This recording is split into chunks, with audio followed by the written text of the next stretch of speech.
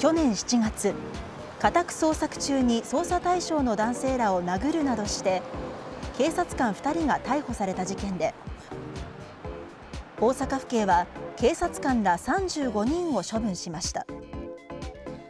このうちすでに逮捕・起訴されている警部補の時永力被告と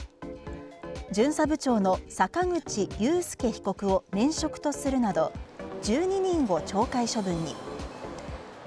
監督責任があったとして捜査4課の警視を訓戒とするなどしました。